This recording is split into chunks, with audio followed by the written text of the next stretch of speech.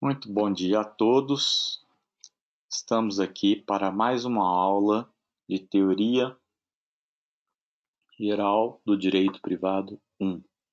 Hoje é domingo, dia 30 de agosto. Hoje nós vamos ver o tema da fertilização in vitro e da seleção embrionária.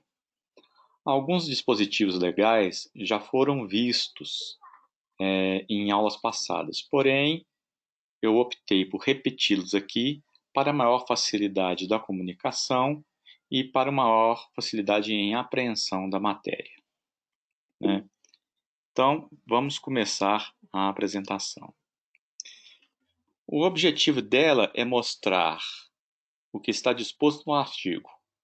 Toward the Public Policy of Eradicating Disease-Related Genes, ou em busca de uma política pública de erradicação de doenças relacionadas a um gene. Eu trabalhei esse assunto com o professor Flávio Guimarães da Fonseca, que é da microbiologia, lida com genética. Nós trabalhamos juntos em várias outras oportunidades. Portanto, é um trabalho que tem sua participação ético-jurídica, mas também tem o seu embasamento empírico. Bom, então, vamos dizer aquilo que nós já até afirmamos, né, da fertilização in vitro, que ele é um problema contemporâneo do adiamento da maternidade. Como eu já disse em outras situações, a idade ideal do ponto de vista estritamente biológico, repito, estritamente biológico, para uma mulher é de 19 a 24 anos. Entre 19 e 24 anos é o momento em que seu organismo está mais preparado para realizar a maternidade. Mas, obviamente, que isso não tem ocorrido. O adiamento da maternidade tem se tornado a regra, porque a mulher vai para o mercado de trabalho, muitas vezes ela é o sustentáculo da família e a maternidade acaba sendo adiada. O artigo 226 da nossa Constituição de 88 diz o seguinte: a família, base da sociedade, tem especial proteção do Estado. Parágrafo 7º. Fundado nos princípios da dignidade da pessoa humana e da paternidade responsável, o planejamento familiar é livre decisão do casal, competindo ao Estado propiciar recursos educacionais e científicos para o exercício desse direito, vedada qualquer forma coercitiva por parte de instituições oficiais ou privadas. Então, aqui nós podemos destacar 4 pontos fundamentais desse parágrafo 7º. A dignidade da pessoa humana. Nós teremos uma aula só para entender o que é esse conceito, que é extremamente utilizado e de maneira inapropriada. A paternidade responsável, pode ser maternidade responsável também, que é ter a paternidade como um projeto de vida, né, e não simplesmente ter o filho por acidente ou ter o filho sem planejamento. Então, a paternidade deve fazer parte de um projeto e deve ser livre decisão do casal. O Estado não pode interferir na decisão do casal, que ela é completamente livre. O que compete ao Estado? Propiciar recursos educacionais e científicos para que a paternidade responsável possa se manifestar. Bom, nós já vimos esse artigo 226, então não vou me deter muito nele.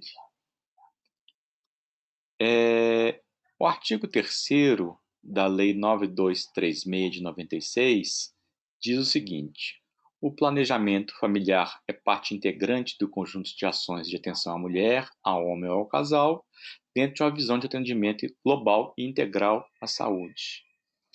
E ele vai falar no seu parágrafo único que o SUS, em todas as suas instâncias, deve fazer parte desse projeto de atendimento integral à saúde reprodutiva, para a mulher, para o homem ou para o casal, fornecendo tanto métodos de contracepção, o preservativo, a pílula, o DIU, como também métodos de concepção, né, que são diversos, entre eles o da fertilização in vitro, né? Nós podemos falar que a fertilização assistida é o gênero, a fertilização in vitro é a espécie. Na fertilização assistida há, por exemplo, a injeção de esperma e vários outros métodos, mas o mais contundente é a fertilização in vitro. E o artigo 9º dispõe o seguinte: para o exercício do direito ao planejamento familiar serão oferecidos todos os métodos e técnicas de concepção e contracepção cientificamente aceitos e que não coloquem em risco a vida e a saúde das pessoas, garantida a liberdade de opção.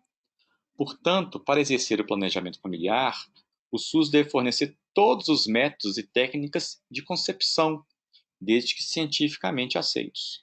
Isso inclui, obviamente, a fertilização in vitro. Portanto, desse artigo 9º ou da Constituição e da Lei, nós podemos ver que a fertilização in vitro é um dever a ser prestado pelo SUS para pais, mães ou familiares. Agora eu gostaria de falar de algumas doenças que guardam uma certa especificidade, né? Elas são doenças ligadas a um único gene e que inexoravelmente irão se manifestar. O que eu quero dizer? Eu não estou falando de uma doença como o diabetes tipo 2, que a pessoa pode ter a carga genética, mas se tem uma alimentação equilibrada, se pratica exercícios físicos, a doença não vai se manifestar. Eu estou falando de doenças que são ligadas a um único gene e que inexoravelmente, não importa o ambiente que você esteja, elas irão se manifestar. Então, a primeira doença é a Huntington, da Dr. Remy Hadley, personagem de Olivia Wilde no House. Ela é a 13, ela é uma médica que tem o gene de Huntington. Então, a doença de Huntington, ou coreia de Huntington, é uma doença hereditária que causa a morte das células do cérebro. Os primeiros sintomas são geralmente os problemas sutis ao nível do humor ou das capacidades mentais. A esses sintomas segue-se a falta de coordenação motora e a locomoção instável. À medida que a doença avança, começam a se manifestar movimentos do corpo bruscos, descoordenados e sem sentidos. As capacidades físicas vão progressivamente diminuindo até que a coordenação motora se torna difícil e a pessoa mostra-se incapaz de falar. As capacidades mentais geralmente degeneram em demência. Ela é uma doença hereditária ligada a um único cromossomo e que gera 50% de chance de ser transmitida pelos genitores. O nosso cérebro ele não sabe lidar muito bem com estatísticas. Estatísticas são muito contraintuitivas. Mas quando falamos de 50%, dá para perceber que é uma chance muito grande. Fazendo uma comparação aqui, quem entraria num avião em que há 50% de chance de ele cair? É uma chance enorme a ser corrida para quem tem a doença de Huntington e deseja ter filhos. Os sintomas típicos de Huntington são coreia, movimentos involuntários, rápidos, irregulares e sem finalidade dos membros, da face e do tronco, geralmente associados à hipotonia e à diminuição da força muscular. Perda progressiva de memória, transtornos psiquiátricos como depressão, ansiedade, irritabilidade, fala incompreensível, hesitante, explosiva e desorganizada e perda da visão periférica. O paciente com Duchenne não morre da doença, mas das complicações oriundas desses sintomas e sequelas instaladas no decorrer da evolução da doença, que é lenta, mas fatal. Bom, outra doença ligada a um gene e que irá necessariamente se manifestar é a distrofia muscular de Duchenne. Essa me toca muito porque eu tenho um amigo que tem Duchenne. Eu conheci criança andando nas pontas dos pés, depois eu o vi com muletas, depois com a cadeira de rodas, e hoje ele faz uso de uma máscara de ar para bombear ar para os pulmões, porque ele não tem mais força no diafragma. Então, a síndrome de Duchenne é a forma mais frequente de distrofia muscular.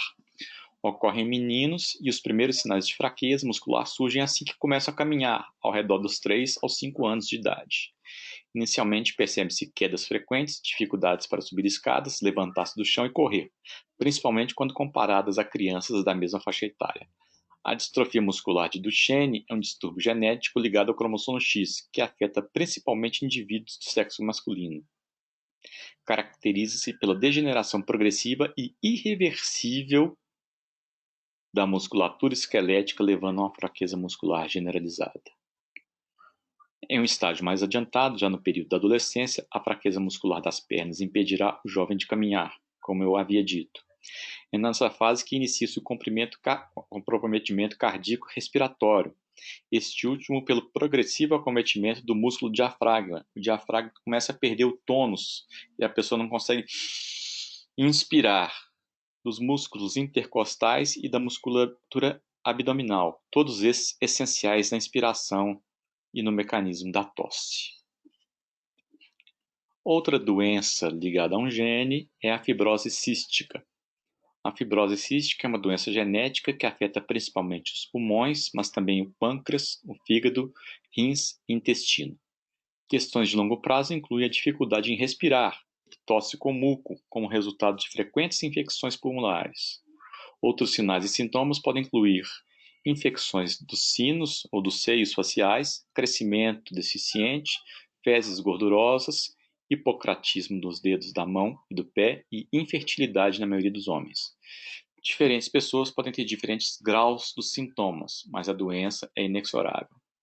Apesar dos avanços nos tratamentos dos sintomas e infecções, ainda não há cura definitiva para a fibrose cística. A maioria dos portadores morrem ainda jovem, eu diria muito jovens, muitos entre 20 e 40 anos, geralmente por insuficiência respiratória.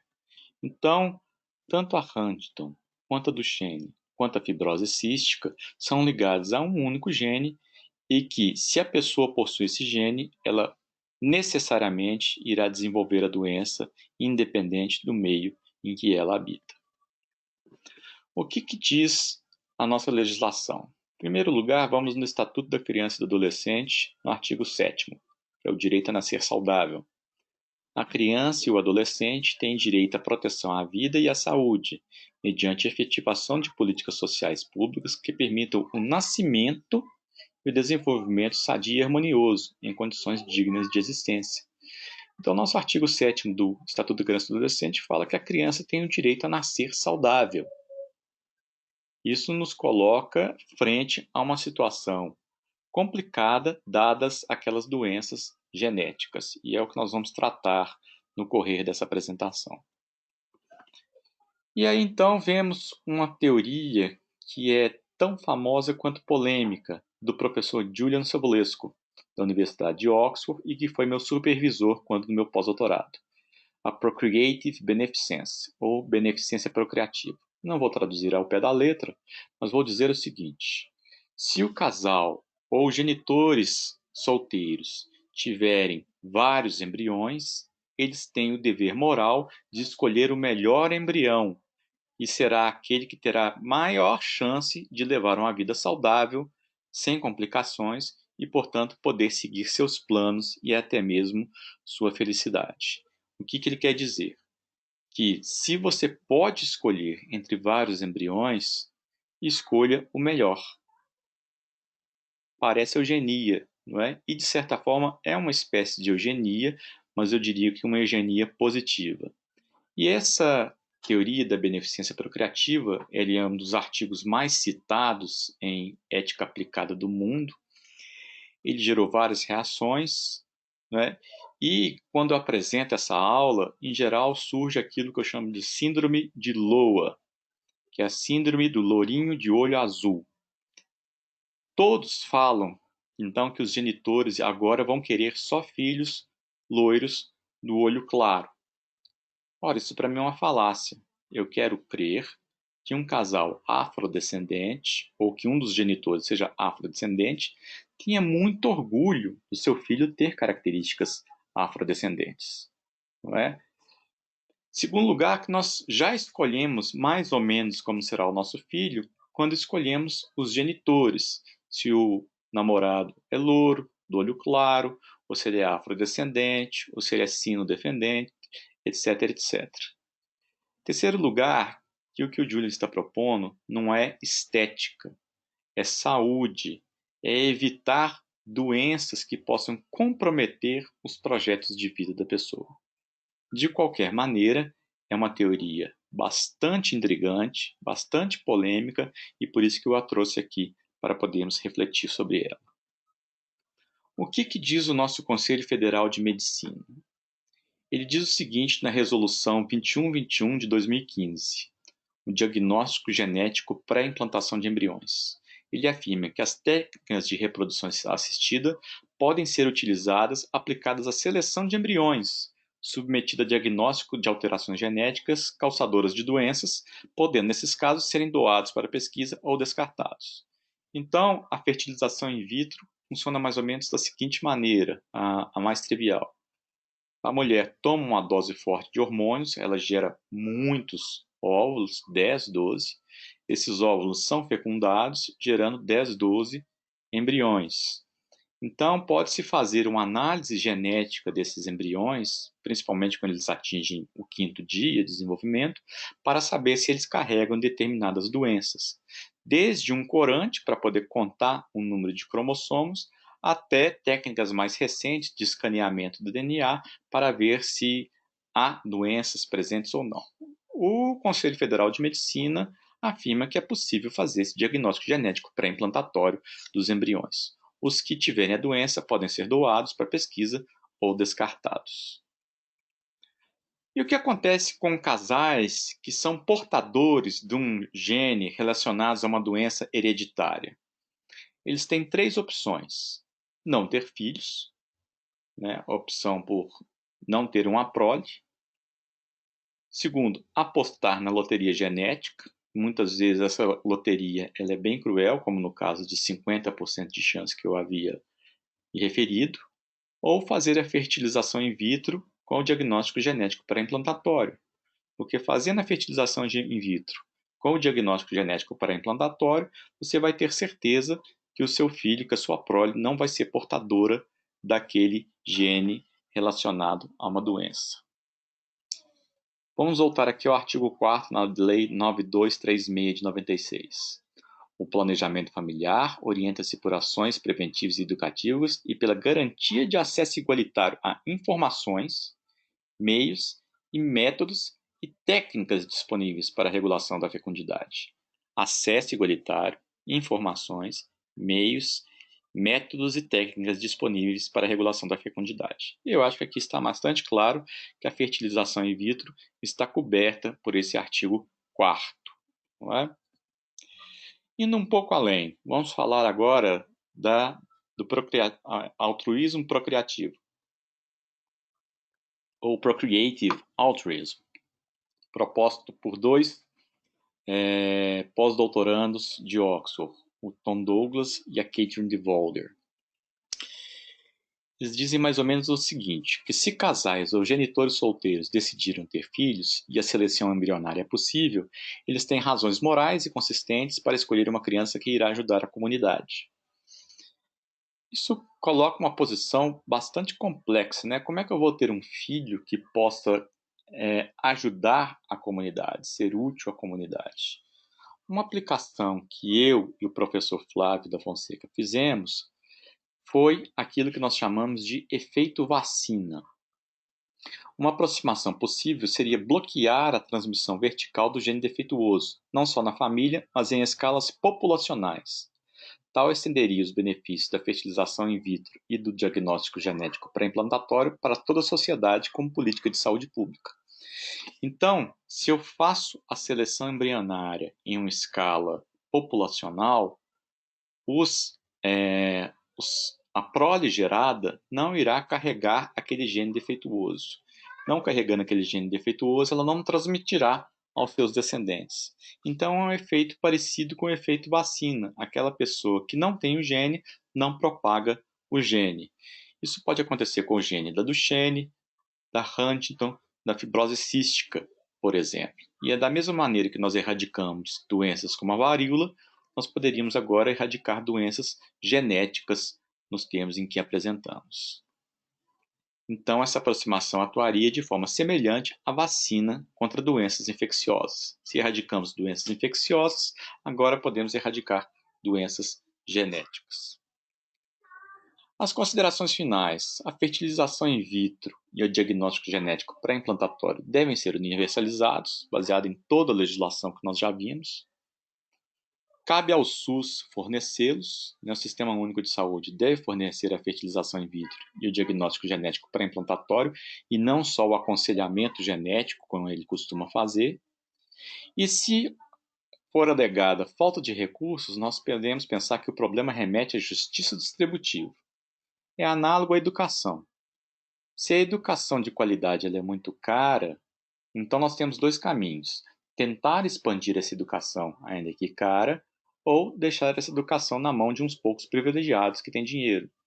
Eu acho que a mesma coisa acontece aqui, porque a fertilização in vitro e o diagnóstico genético pré-implantatório já são feitos em clínicas particulares, tranquilamente feitos em clínicas particulares, mas eles custam muito caro. Então, caberia ao SUS fornecê-los para que ele fosse para que fosse uma técnica acessível a toda a população brasileira. Então, eu chegaria à consideração final que é possível erradicar doenças ligadas a um único gene, associando a fertilização in vitro e ao diagnóstico genético pré-implantatório. Muito obrigado.